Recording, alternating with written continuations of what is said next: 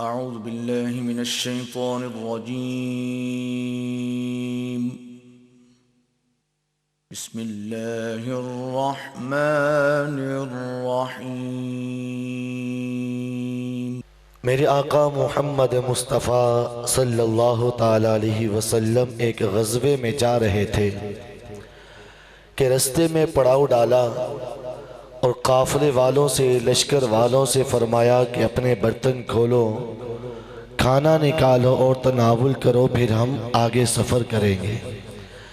صحابہ کرام نے برتن کھولے، پنیر کی روٹی کے خشک ٹکڑے تھے، حلق بھی خشک، ٹکڑے بھی خشک، نہ پانی نہ سالن۔ عرض کی کہ یا رسول اللہ صلی اللہ علیہ وسلم، یہ روٹی کے خشک ٹکڑے حلق سے نیچے کیسے اتریں گے؟ یہ بات عرض کرنی تھی کہ ایک شہد کی مکھی میرے آقا کی خدمت میں حاضر ہوئی اور حضور کے کان مبارک کے قریب بھن بھنانے لگی۔ میرے آقا سے صحابہ نے پوچھا یا رسول اللہ، یہ شہد کی مکھی کیا عرض کر رہی ہے؟ میرے آقا نے فرمایا یہ شہد کی مکھی آ کر کہہ رہی ہے کہ یا رسول اللہ، آپ کے غلاموں کے پاس سالن نہیں ہے، روٹی کے خشک ٹکڑے ہیں جو ان کے حلق سے نہیں اتریں گے۔ قریب پہاڑ کے غار میں ہمارا چھتا لگا ہے، کسی غلام کو بھیجیں، وہ شہد اتارے، آپ کے دیگر غلام روٹی شہد میں لگا کر تناول کریں، اللہ کرم فرمائے گا، مزہ آئے گا۔ میرے آقا نے مولا علی سے فرمایا اے علی، جاؤ اس مکھی کے ساتھ جاؤ۔ حضرت علی مکھی کے ساتھ گئے، شہد اتارا، صحابہ میں تقسیم کیا، صحابہ کرام نے کھانا تناول کیا، پھر وہ مکھی حضور کی خدمت میں حاضر ہوئی اور آپ کے کان کے قریب بھن بھنانے لگی۔ میرے آقا نے اس سے گفتگو فرمائی، اس مکھی نے حضور کی خدمت میں معروضات پیش کی۔ میرے صحابہ بول اٹھے کہ یا رسول اللہ، یہ شہد کی مکھی سے آپ کیا گفتگو کر رہے ہیں؟ کیا اس سے گفت و شنید چل رہی ہے؟ میرے آقا نے فرمایا میں نے اس شہد کی مکھی سے پوچھا اے شہد کی مکھی، تو شہد کیسے بناتی ہے؟ تو اس نے عرض کی یا رسول اللہ، ہم مختلف پھلوں، پھولوں اور پودوں کا رس چوستی ہیں، پھر آ کر شہد کے چھتے میں اگل دیتی ہیں، شہد بن جاتا ہے۔ میرے آقا نے فرمایا میں نے اس مکھی سے پوچھا بعض پھولوں اور پھلوں کا رس کڑوا بھی ہوتا ہے، بعض کا رس پھیکا بھی ہوتا ہے، بعض کا میٹھا بھی ہوتا ہے، لیکن وجہ کیا ہے؟ تمہارا شہد جب بھی کھا کر دیکھو میٹھا ہی نکلتا ہے، پھیکا اور کڑوا نہیں ہوتا۔ وہ مکھی عرض کرنے لگی یا رسول اللہ صلی اللہ علیہ وسلم، باخدا اس میں راز یہ ہے جب ہم اپنے چھتے سے اڑتی ہیں رس چوسنے کے لیے، ہم ساری مکھیاں آپ کی ذات پر درود پڑھتی جاتی ہیں، رس چوستی ہیں، درود پڑھتی ہیں، وہاں سے واپس آتی ہیں، چھتے تک درود پڑھتی آتی ہیں۔ یا رسول اللہ، یہ درود کی برکت ہے، کڑوا پھیکا رس اللہ شہد کی مانند میٹھا بنا دے۔ سبحان اللہ، سبحان اللہ، ماشاءاللہ۔ تو اگر ہم بھی یہ چاہتے ہیں کہ ہمارے لہجے میٹھے ہو جائیں، ہمارے لہجوں سے پھیکا پن، رخا پن، کڑوا پن ختم ہو جائے، تو باخدا حضور کی ذات پر کثرت سے درود پڑھنا شروع کریں۔ پڑھیے الصلاۃ والسلام علیکہ یا رسول اللہ وعلی آلک واصحابک یا حبیب اللہ، الصلاۃ والسلام علیکہ یا نبی اللہ وعلی آلک واصحابک یا نور اللہ۔ یہ محفل، یہ بزم میرے آقا محمد مصطفیٰ صلی اللہ تعالیٰ علیہ وسلم کی عظمت و توقیر کے سلسلے میں سجائی گئی ہے۔ باخدا اللہ تعالیٰ نے اپنے محبوب کو مبعوث فرمایا، اس محبوب سے پہلے اور اس محبوب کے زمانے میں اور ان کے بعد حضور کا مثل نہ تھا، نہ ہے، نہ ہوگا۔ نہ ہے اور نہ ہوگا۔ جو شان اور مرتبہ میرے آقا محمد مصطفیٰ کا ہے اور اللہ نے حضور کے چہرے انور کی جو قسمیں اٹھائی ہیں، خدا تعالیٰ قرآن میں فرماتا ہے کہ وَالضُّحَىٰ وَاللَّيْلِ إِذَا سَجَىٰ مَا وَدَّعَكَ رَبُّكَ وَمَا قَلَىٰ وَلَلْآخِرَةُ خَيْرٌ لَكَ مِنَ الْأُولَىٰ وَلَسَوْفَ يُعْطِيكَ رَبُّكَ فَتَرْضَىٰ۔ آپ زبور پڑھ کر دیکھیں، تورات پڑھ کر دیکھیں، انجیل پڑھ کر دیکھیں، جب بھی 1,00,000 کم و بیش 24,000 انبیاء اپنی اپنی مدت کے اندر اپنی اپنی قوموں میں مبعوث ہوئے، جب بھی کسی نبی نے توحید کی دعوت دی، تبلیغ کی، تو امت نے اعتراض کیا، اس نبی کی قوم نے اعتراض کیا۔ حضرت نوح علیہ السلام آئے، توحید کی دعوت دی، لوگوں نے اعتراض کیا۔ اللہ کا طریقہ کار یہ تھا کہ رب محض اس اعتراض کا جواب بیان فرماتا، بس اس اعتراض کا جواب بیان فرماتا۔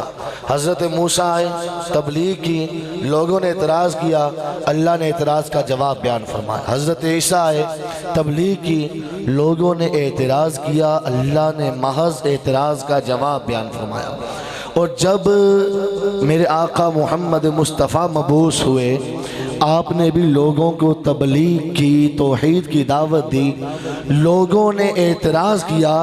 اب اللہ محض اعتراض کا جواب بیان نہ فرماتا، بلکہ پہلے اپنے محبوب کی شانوں کو بیان کرتا، پھر اعتراض کا جواب دیتا، پھر اپنے محبوب کی تعریفیں بیان کرتا۔ اس کی میں ایک چھوٹی سی مثال دیتا ہوں۔ اللہ تعالیٰ قرآن میں فرماتا ہے وَالضُّحَىٰ وَاللَّيْلِ إِذَا سَجَىٰ۔ اس آیت کا پس منظر یہ ہے کہ جب اقرأ بسم ربک الذی خلق یہ آیت نازل ہوئی، وحی کا سلسلہ شروع ہوا، محبوب اور محب کے درمیان وحی کی صورت میں گفتگو شروع ہوئی۔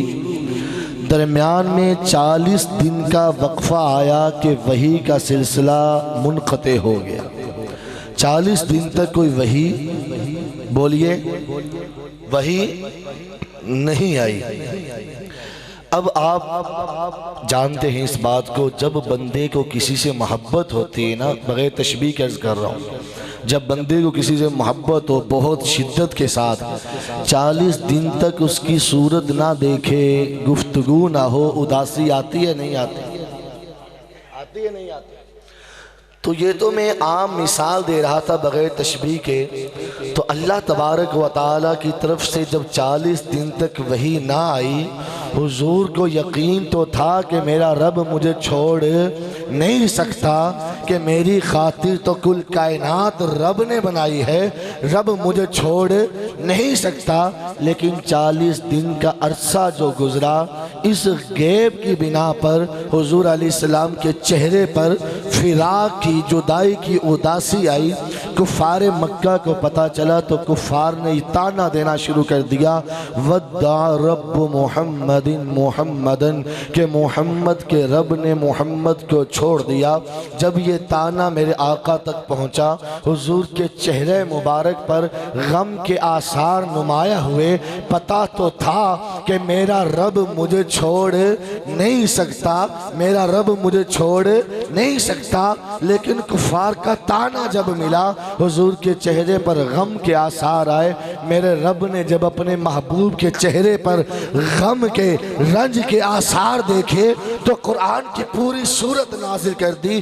حالانکہ جواب اعتراض کا فقط اتنا تھا، اعتراض یہ تھا کہ محمد کے رب نے محمد کو چھوڑ دیا، جواب یہ تھا نہیں چھوڑا، جواب یہ تھا، بولے، لیکن رب نے فقط اتنا جواب دیا ہی نہیں، پوری صورت نازل کر دی، پوری صورت نازل کر دی۔